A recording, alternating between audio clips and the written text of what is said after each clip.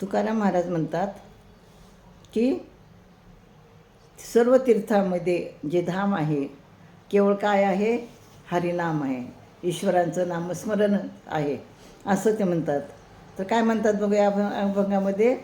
आमचा स्वदेश भुवनत्रयामध्ये वास, माय बापाची लाडकी, कळो आले हे लौकिकी, नाही निरपराध कोणा आम्हामध्ये भेद, तुका म्हणे नाम अवघे आमचे हे धाम.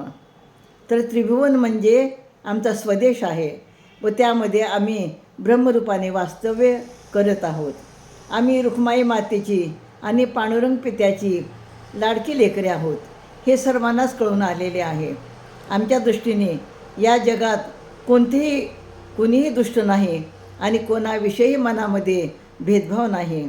तुकाराम महाराज म्हणतात सर्व तीर्थाचे धाम म्हणजे केवळ आमच्यासाठी हरिनामच आहे, विठ्ठलाचं नामच आहे. म्हणजे ईश्वराचं नामच हे सर्व धामामध्ये केवळ हेच त्यांच्यासाठी महत्त्वपूर्ण वाटतं.